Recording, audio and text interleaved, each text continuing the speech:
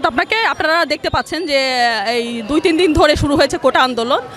তো আন্দোলন ঠিক আছে, কারো দাবি দাবা থাকতেই পারে, সেটা মাননীয় প্রধানমন্ত্রী হচ্ছে সবার নেত্রী, জনগণের নেত্রী, তার কাছে সকলের দাবি থাকবে, এটাই স্বাভাবিক। কিন্তু তার মানে এই না যে অযৌক্তিক কোনো কিছু মেনে নিতে হবে। তারা কি বলছে? তারা বলছে মুক্তিযোদ্ধার বিপক্ষে। আজ এই দেশ, যার জন্ম না হলে আজ বাংলাদেশের জন্ম হতো না, যার জন্ম না হলে আমরা বাংলায় কথা বলতে পারতাম না, সেই বঙ্গবন্ধু, আমাদের বঙ্গবন্ধু, যার কারণে আজকে এই দেশের স্বাধীন হয়েছে, সার্বভৌমত্ব ফিরে পেয়েছি, সেই বঙ্গবন্ধুর বাংলায় আজ বলছে, কি বলছেন তারা? মুক্তিযুদ্ধ কোটা বাতিল করতে হবে। এটা কি কোনো কথা? আমি, আপনারা যে সাংবাদিক আমার ইন্টারভিউ নিচ্ছেন, আমি আপনাদের কাছেই প্রশ্ন রেখে গেলাম, যার কারণে আজ আমরা বাংলাদেশ, আমাদের বাংলাদেশ স্বাধীন হয়েছে, সেই মুক্তিযোদ্ধাদেরকে আমরা এখন অস্বীকার করতে চাই, তাদের কোটা বাতিল করতে চাই। আমি নিজে একজন মুক্তিযোদ্ধার সন্তান হিসেবে বলতে চাই, মুক্তিযুদ্ধ কোটা ছিল, আছে, থাকবে। এবং এর পাশাপাশি আপনারা দেখেছেন যে নারী কোঠা, যারা নারী কোঠার বিপক্ষে বলছে, এই জননেত্রী শেখ হাসিনার সরকার নারীদের জন্য কি করেনি? আমরা মহিলারা বাচ্চা জন্ম দিচ্ছি, এজন্য কি করছে? আমাদের গর্ভকালীন ভাতা দিচ্ছে, আমাদের বয়স্ক ভাতা দিচ্ছে, বৃদ্ধ ভাতা দিচ্ছে। এত ভাতা কোন সরকারের আমলে ছিল? জননেত্রী শেখ হাসিনার আমলে ছিল। জননেত্রী শেখ হাসিনা ঘোষণা দিয়েছেন ডিজিটাল বাংলাদেশ থেকে স্মার্ট বাংলাদেশ গড়ার, আজ তার স্মার্ট বাংলাদেশে পরিণত হয়েছে। এবং আমরা জননেত্রী শেখ হাসিনার কাছে, এখানে যারা নারী রয়েছে আপনারা দেখেছেন, আমরা দেখুন নারীর মানববন্ধন করেছি।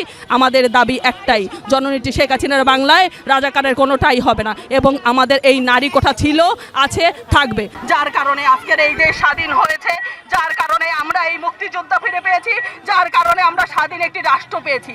আজ আমরা বলছি আমরা মুক্তিযুদ্ধ কোঠা চাই না। তাহলে এরা কারা? এর পিছনে কারা? আমি জননেত্রী শেখ হাসিনার কাছে বলতে চাই, জোর দাবি জানাতে চাই, আজকে যারা মুক্তিযুদ্ধ নিয়ে কথা বলছে তারা কি, তারা কারা? এবং এর জন্য যে রাজাকার, বাংলাদেশে যে রাজাকার এখনো আছে, এটা আমরা এখন দেখতে পাচ্ছি। রাজাকারের সন্তানেরা রয়েছে, এটা আমরা দেখতে পাচ্ছি।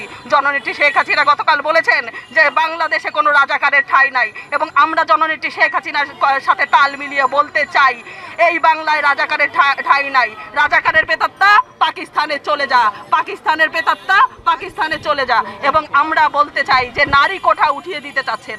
আপনার মাকে একজন নারী, আমার মাকে একজন নারী, আমি কে একজন নারী। এই নারীর কারণে আজ আমাদের জন্ম হয়েছে, কিন্তু সেই নারীরই কোনো কোঠা থাকবে না। কেন কোঠা থাকবে না? আজ আমার যে বোনরা হয়তো বুঝে না বুঝে মাঠে নেমেছেন, নারী কোঠা দাবির আদায় জানাচ্ছেন। আপনি তো একজন নারী, আপনি একজন নারী হয়ে কিভাবে বলছেন যে নারী কোঠা বাদ দেওয়ার জন্য?